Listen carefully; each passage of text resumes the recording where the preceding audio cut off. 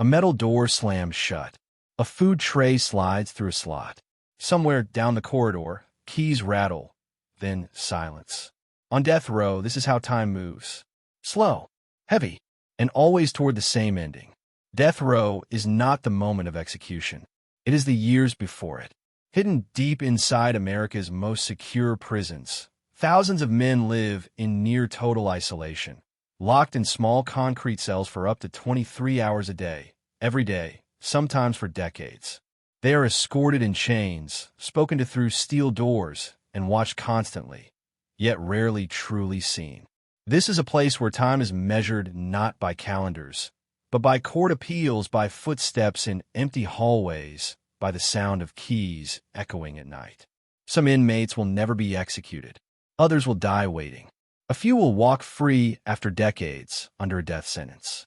Tonight, we take you inside life on death row, the moments no one sees, the routines, the silence, the psychological unraveling, and the question that haunts every man behind these doors. What does justice look like when punishment becomes a lifetime of waiting for death? Stay with us. If you enjoy real, gripping prison documentaries and true stories, don't forget to like this video, leave a comment, and share it with your friends and family. Hit that subscribe button and turn on notifications so you never miss more shocking and exclusive content. Arrival on death row. The first step in a death row is never just a step. It is a threshold, a line between the world you knew and the world you are about to live in for the rest of your life. For many inmates, this day arrives with a mix of anger, fear, and disbelief. For others, it is the culmination of a long, spiraling series of bad choices, courtroom failures, and betrayal by fate itself. Either way, there is no turning back. When the heavy steel door clanged shut behind them, the echoes seemed to swallow everything. The fluorescent lights buzzed above, cold and indifferent. Guards in dark uniforms moved silently, their boots clicking against the linoleum floor. Each step was measured, deliberate. No inmate had ever seen a place like this before, a world reduced to metal, concrete, and silence. Most death row inmates arrive in chains. Handcuffs bite into wrists, ankle cuffs scrape against shins. Some are hooded, others blindfolded, their heads bowed. The physical restraint is almost symbolic. They're entering a life where every movement, every glance, every breath is controlled. One slip could result in solitary confinement, or worse, loss of privileges that few prisoners even realize they have until they lose them. The intake process is ritualized, designed to strip away identity and replace it with a number. Names are called one by one in cold monotone. Fingerprints are scanned. Photographs are taken of every tattoo, the gangster marks, the gang affiliations, the symbols of a life lived on the edge. For many inmates, these tattoos are their history, their identity. Yet here, they become evidence cataloged and scrutinized by the system.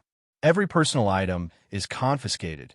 Watches, jewelry, books, even a single piece of paper with a drawing or a name scribbled on it. A standard-issue jumpsuit replaces everything familiar. In a sense, it is the first act of execution. Your individuality erased, replaced by a uniform gray or orange fabric, a visible marker that you are now someone else, someone the state can control. Food is delivered through a metal slot in the door. Water, toilet, and light are under constant supervision. The room is small, sometimes no more than 7 by 10 feet, and the bed is a steel slab with a thin mattress.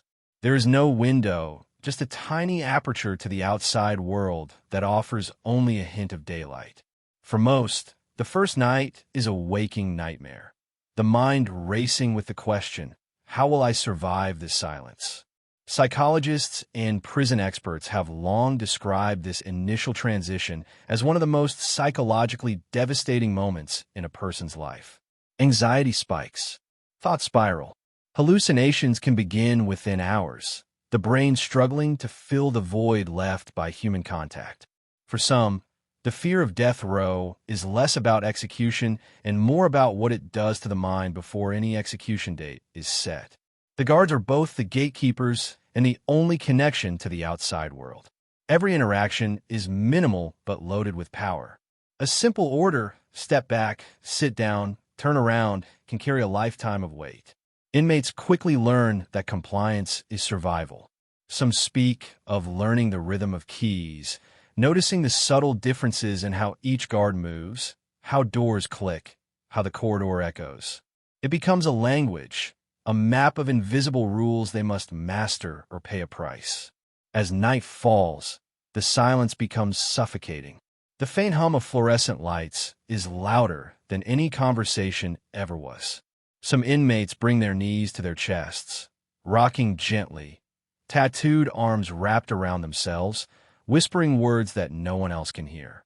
Others stare at the ceiling, counting the cracks, memorizing the floor pattern, anything to mark the passage of time. Every tick of the clock, every distant clang, every echo of footsteps is a reminder. This is your world now. Some inmates try to find solace in small routines, folding sheets, arranging their few permitted items, cleaning the tiny cell, or sketching faint memories on the wall. Others retreat into thought, remembering loved ones, crimes, mistakes, and moments that led them here. The tattoos on their arms, once symbols of gang affiliation or pride, now serve as mirrors of their past lives, reminders of a freedom they will never reclaim. Sleep is rarely a friend during the first days. The mind is alert, every sound amplified, distant shouts, doors sliding, the hollow thump of guards' boots. In the early morning, when the rest of the prison stirs, the death row cell remains unchanged. The same silence, the same solitude. And yet, a strange rhythm emerges. Inmates learn to mark time not by sunlight, but by court schedules, guard shifts, and the small rituals of cell life. Brushing teeth, washing in the tiny sink, lining up trays of food with precision. Legal visits offer fleeting relief.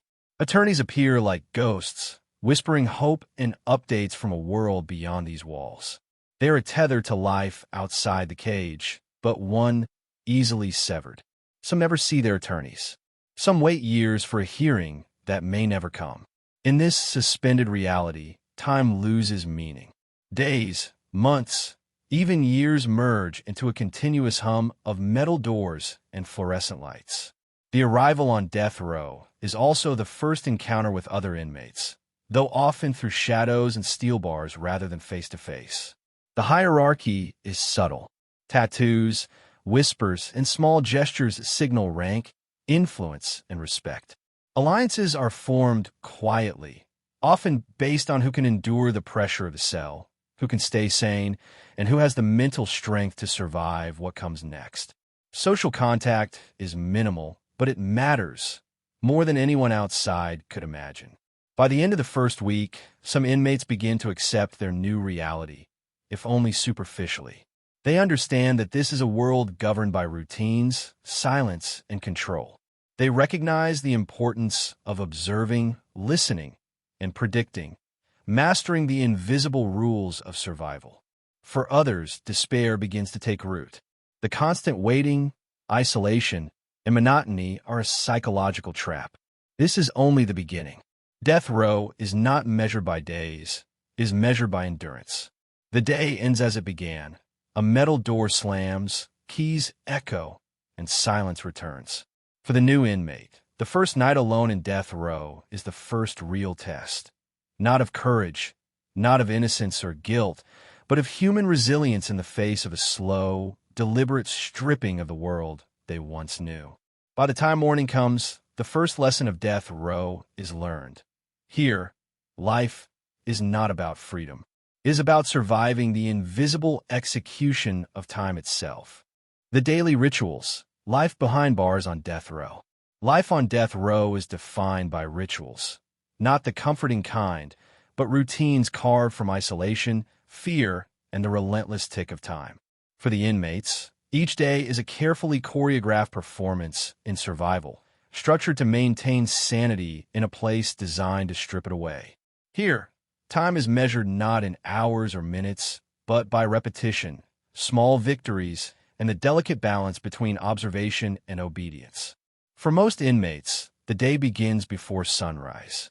The faint hum of fluorescent lights cuts through the darkness as guards patrol the hallways.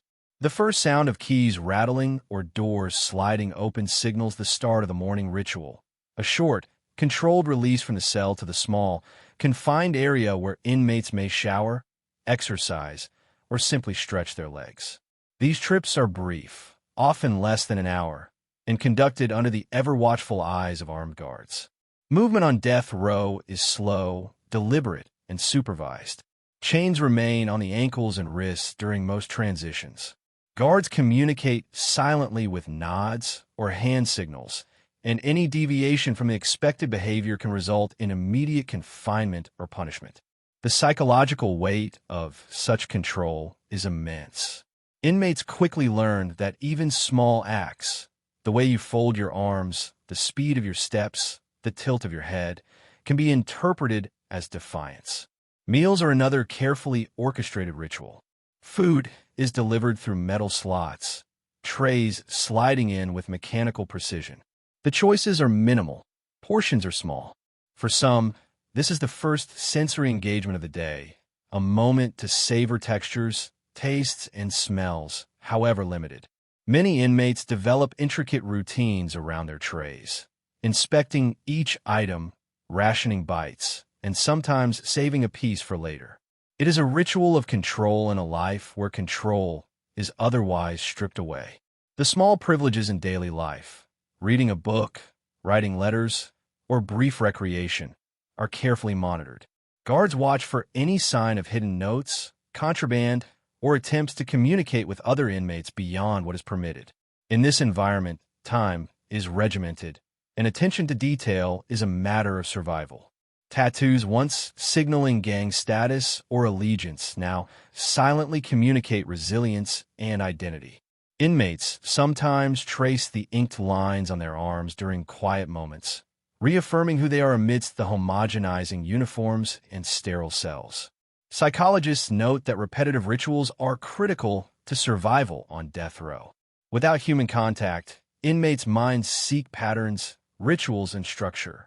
They may spend hours arranging belongings with geometric precision, counting floor tiles, or silently repeating prayers and mantras.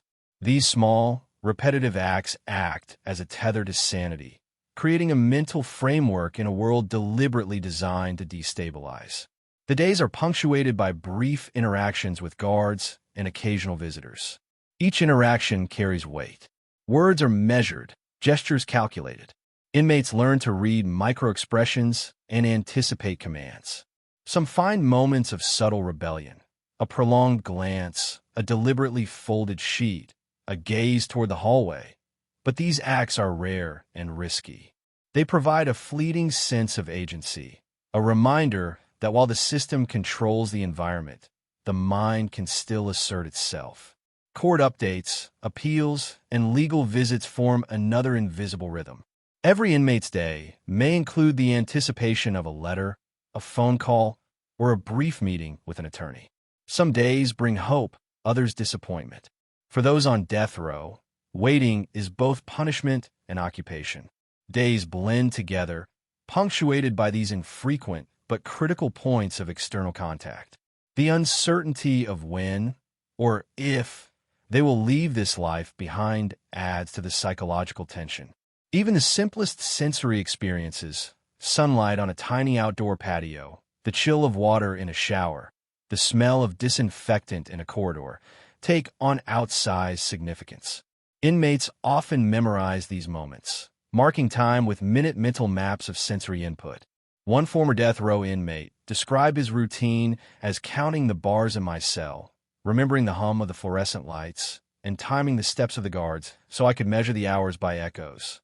These rituals are both survival and rebellion, subtle affirmations of humanity in a place engineered to strip it away. Night brings its own set of rituals. Lights dim, doors lock, and the corridors grow silent. Many inmates develop self-imposed routines to face the darkness: prayer, journaling, physical exercises, or repetitive mental games. Hallucinations, anxiety, and intrusive thoughts often peak during these hours. Sleep is irregular, sometimes impossible, and yet every inmate adapts. They develop techniques to calm racing minds, to create a sense of temporal structure, and to maintain grip on reality. Perhaps most haunting is the knowledge that each day is both identical and yet different. The routine is predictable, yet the mental and emotional toll is unpredictable. A single change, a new guard, a delayed meal, a miscounted tray, can trigger anxiety or despair. The psychological pressure is relentless. Time, not death, becomes the most powerful force.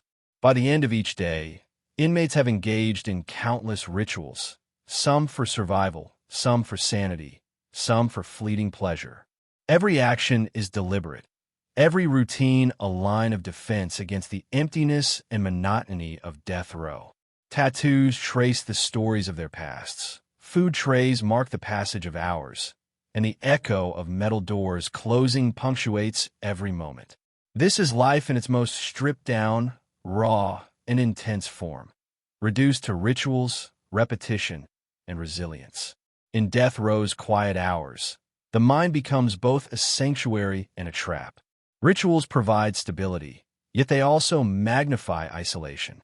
Inmates oscillate between hope and despair, engagement and withdrawal, sanity and its fragile counterpart. Understanding these daily rhythms is key to understanding the human cost of a life spent under constant surveillance, isolation, and the shadow of death. And though the world outside may only see the final moments, it is these invisible daily rituals, the quiet acts of endurance, that define life on death row.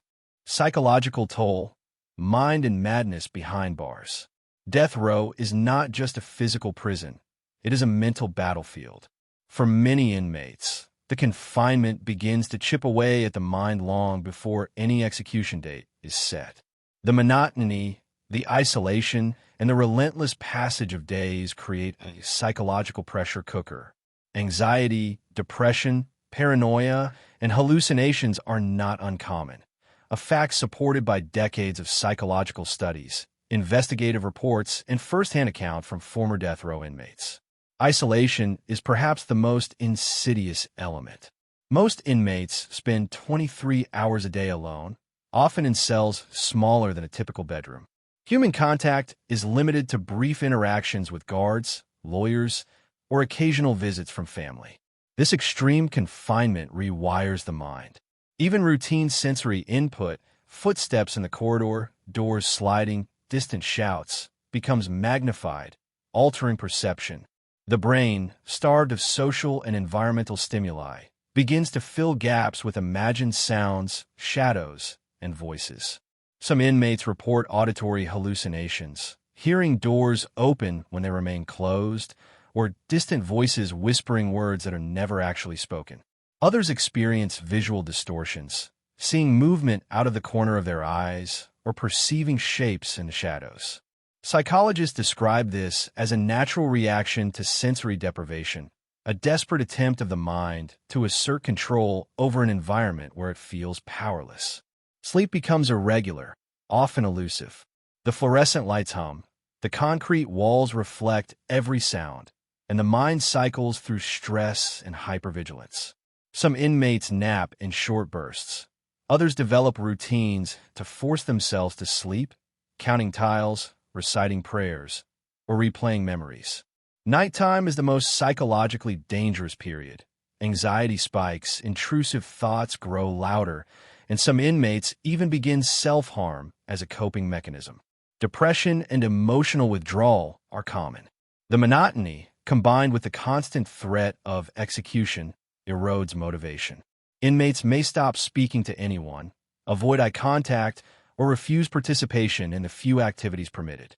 Tattoos, once symbols of pride or identity, are often touched repeatedly during these low points, a silent anchor to a past self in a world that has stripped away individuality. Many inmates experience paranoia, hyper-aware of guards, surveillance cameras, and fellow prisoners. Even small changes, a different guard on duty, a delayed meal, a tray handled slightly differently, can trigger anxiety or panic. Relationships, are nearly impossible to form in such a controlled environment. When they do occur, they are fragile, fleeting, and sometimes dangerous, relying on trust that can be broken in a moment. Mental health interventions exist in some prisons, but they are often minimal. Psychologists and social workers can provide therapy or medication. Yet the structural realities of death row, extreme isolation, strict routines, and rigid surveillance, limit the effectiveness of these interventions. Inmates often report that their mental health deteriorates faster than they can receive help. The psychological strain is compounded by uncertainty. Unlike a typical prison sentence, where release dates are known, death row offers no certainty. Appeals may stretch over decades. Execution dates are sometimes set, then stayed, then postponed indefinitely. This limbo creates a state of perpetual stress, leaving inmates in a constant state of vigilance and dread. One former death row inmate described it simply: "You're not alive, but you're not dead either. You just exist in between." Hallucinations, depression, and anxiety do not only affect inmates' mental state, they influence behavior. Some develop obsessive routines, pacing cells in precise patterns, or meticulously cleaning and organizing every inch of their small space. Others withdraw entirely, speaking only when necessary, refusing meals, or sleeping excessively. The tattoos on their arms, the gang symbols inked long ago, often serve as anchors, reminders of a life and identity beyond the cell walls. Even simple interactions with guards become psychologically complex. A single glance, tone of voice, or pause in conversation can trigger stress, making inmates read intent and motive into everything. This heightened sensitivity is both survival mechanism and symptom of psychological strain. Some inmates develop coping strategies: meditation, prayer, journaling, or repetitive mental exercises. Others turn to more destructive behaviors, internalizing despair until it manifests physically or emotionally. Legal proceedings, though a lifeline, add another layer of psychological tension. Appeals, court dates, and attorney visits are intermittent, leaving inmates to oscillate between hope and hopelessness. Each delayed hearing is another day of mental endurance. The unknown becomes a prison within a prison, and time itself emerges as the silent, ever-present executioner. Despite the bleakness, some inmates demonstrate remarkable resilience. Many learn to compartmentalize, separating thoughts of execution from daily life, focusing on small victories, and finding structure in routines. Tattoos may serve as a psychological anchor, reminding them of past achievements, affiliations, or resilience. Rituals, whether arranging food trays or pacing the cell, reinforce control over a world designed to remove it. Yet for many, death row is a slow erosion of identity and humanity. The mind, like the body, becomes confined. Anxiety, hallucinations, and depression are constant companions. Time stretches endlessly, and the concept of normal life fades.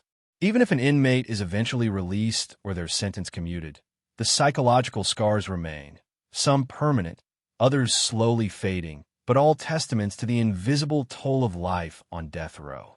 In the quiet, dark cells, tattoos trace stories of a life once lived freely. But beyond the ink lies the mind, fragile, pressured, and endlessly tested. And here, in this shadowed realm, the most invisible battles are often the most devastating. Relationships, conflicts, and power dynamics behind bars. Life on death row is not just a struggle against isolation or time. It is also a struggle against other humans. Though most inmates spend 23 hours a day alone, the moments of interaction, brief, controlled, and highly monitored, are laden with tension, subtle alliances, and hidden threats. These interactions shape survival, influence mental stability, and define the invisible social order of death row. Even in extreme confinement, hierarchies exist. Tattoos, once symbols of gang allegiance, now carry weight in the microcosm of the death row cell block. A symbol etched decades ago can signal past affiliations, reputation, and potential influence. Inmates learn to read these marks, interpreting them as indicators of strength, experience, or danger. A single glance at an arm, a brief nod, or the way someone moves in a corridor can carry far more meaning than a conversation ever could. Some relationships are formed from necessity. Shared legal knowledge, the presence of a friendly neighbor, or a willingness to adhere to prison routines can create fragile bonds. Whispered conversations through walls, coded messages during recreation, or careful gestures during brief movements outside cells can cement trust. But trust is fragile. On death row, loyalty is always provisional, and betrayal is both a survival tactic and a weapon. Conflicts, when they occur, are often subtle yet psychologically intense. A stolen meal, a misinterpreted glance, or a perceived slight can escalate tensions behind the steel barriers. Guards are constantly observing, so physical fights are rare. The real battles are fought in silence, in intimidation, manipulation, or psychological warfare. Inmates learn to project confidence, conceal fear, and navigate the invisible social map with precision. Gang dynamics continue to influence the block, though in modified forms. Inmates with prominent gang tattoos or histories may command respect, but only if they demonstrate control over their emotions and actions. Aggression is punished not only by the system, but by peers. Sometimes, reputation alone is enough to keep someone safe. Other times, small alliances shift like sand, and yesterday's ally becomes today's adversary. One inmate might quietly observe for weeks, learning the behavioral patterns of others, while another actively manipulates situations to test boundaries. These microstrategies are often invisible to outsiders, but essential for survival. Even the choice of where to sit during brief group activities, the recreation cage, the shower line, or the waiting area for legal visits, can be laden with meaning. Positioning becomes a tool to avoid conflict or assert subtle dominance. Isolation paradoxically intensifies social awareness. Inmates may spend hours alone, yet every brief interaction carries heightened significance. A sarcastic comment, a nod of acknowledgement, or a slight delay in responding can spark suspicion. Communication is strategic. Silence can be a shield, and words can be weapons. Some inmates develop complex mental maps of social connections, noting who is dangerous, who is reliable, and who is expendable. Power dynamics also extend to the relationship with guards.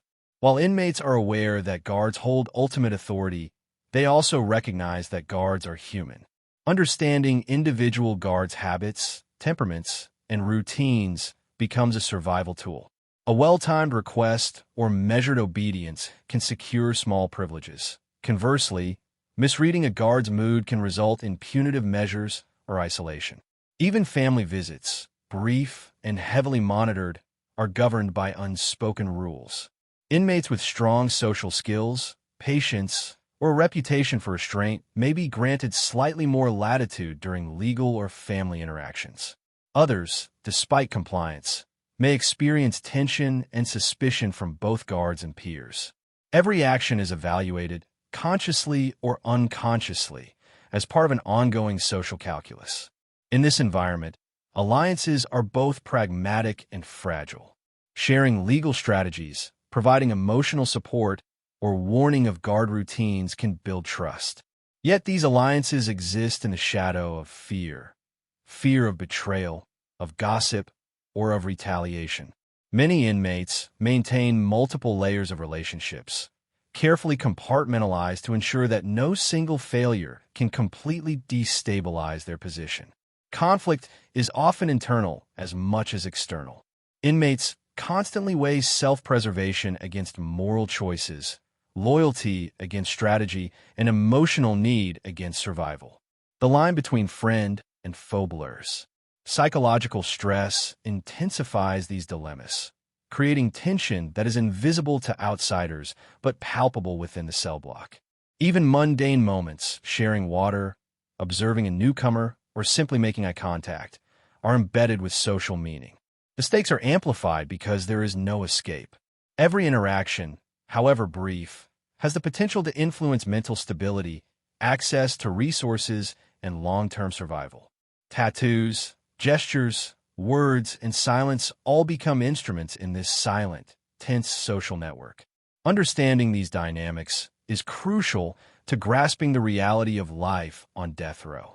It is not only a fight against isolation and time, but also a continuous negotiation with fellow inmates and guards, with each day presenting new challenges, alliances, and threats. For those inside, survival requires sharp observation, emotional control, and strategic thinking, qualities that few outside the walls ever imagine. By the end of each day, the web of relationships and unspoken rules has shifted again. Alliances may have formed, rivalries subtly intensified, and the inmate has gained new knowledge about the social terrain. These invisible interactions are as critical to survival as any ritual, any legal appeal, or any exercise routine. On death row, the mind and social instincts are constantly tested, because even in a world defined by isolation, human beings are never truly alone. Waiting for the end, life in limbo on death row. On death row, time is both enemy and torturer. Unlike a standard prison sentence, where release dates provide structure, inmates here live in a state of perpetual limbo. Days, weeks, months, and even decades pass in the same concrete cells, yet the future remains uncertain.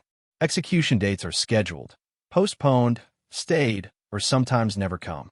This uncertainty is one of the most grueling aspects of life on death row, a psychological torment that erodes hope and amplifies isolation.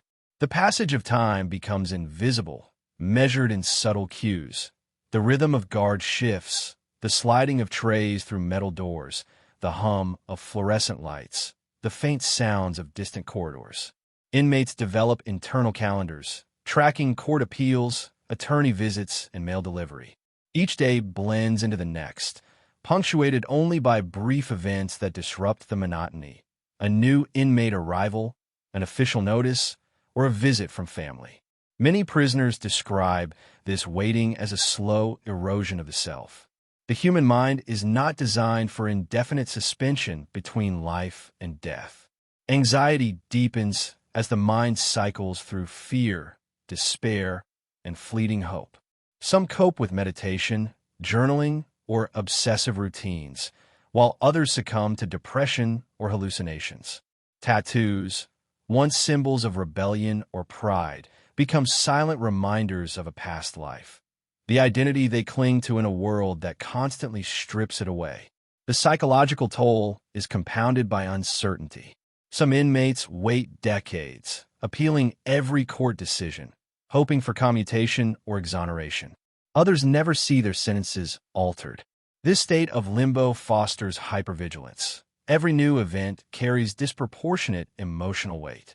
A minor change in routine, a delayed meal, a different guard, a misaligned tray, can trigger intense stress. The mind begins to live in anticipation of death rather than the presence of life. Yet, even in this suspended reality, human resilience emerges. Inmates learn to carve small victories out of monotony, memorizing patterns in the hallway, observing guard routines, or perfecting daily rituals.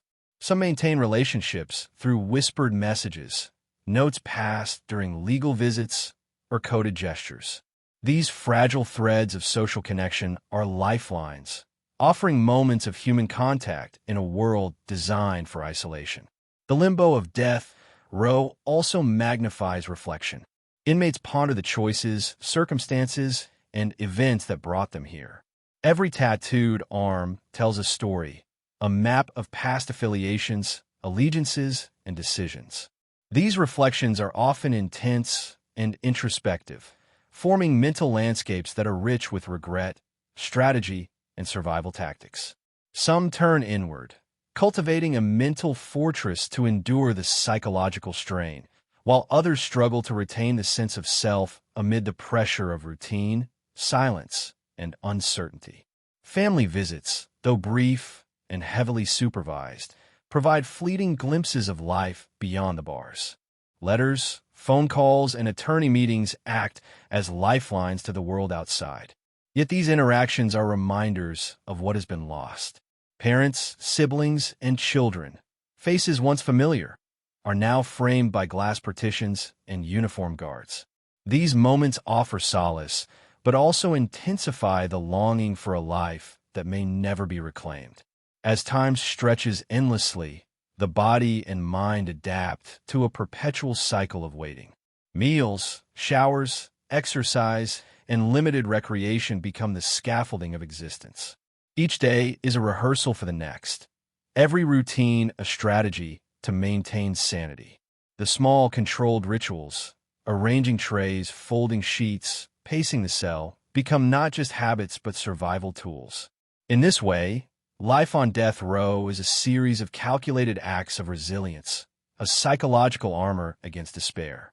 Despite this endurance, the question remains, what is life when every day carries the weight of an unknown execution? Many inmates describe the sensation as living in a shadow, neither fully alive nor yet dead. The human need for certainty clashes violently with the structure of death row. Even hope becomes a dangerous commodity. Too much hope can intensify despair when the world fails to deliver, while too little can lead to surrender. In this final chapter of existence, inmates learn a harsh mastery over emotion, thought, and time itself. They endure the extremes of isolation, observe the microdynamics of relationships, and navigate a world where every sound, gesture, and shadow holds meaning. Survival is measured not in victories or freedom, but in maintaining sanity, finding small moments of control, and weathering the endless passage of time. Life on death row is not defined by the moment of execution, but by the years, months, and days lived in shadows. The unseen rituals, the psychological endurance, the alliances and conflicts, and the relentless uncertainty all shape a life that exists in a space between freedom and death. For inmates, survival is measured in patience, observation, and the ability to endure the invisible execution of time itself. For viewers, these stories reveal a truth often ignored. Justice is more than punishment. It is the quiet suffering, the psychological toll, and the human cost of living in limbo for decades. Every tattoo, every routine, every fleeting interaction tells a story of resilience and despair. Moments no one sees, yet moments that define life on death row. If this story captivated you, if it opened a window into a world few ever witness, subscribe to our channel. Hit the like button if you want more deep dives into true crime and real prison life. Comment below your thoughts. Which part of life on death row shocked you the most? Share this video with friends who are fascinated by real-life crime and human endurance. Your subscription helps us bring more stories from behind the walls, uncovering truths, revealing secrets, and showing the unseen moments that define lives in extreme circumstances. Stay tuned. More stories, more suspense, more reality. The world behind bars is waiting, and we're here to bring it to you.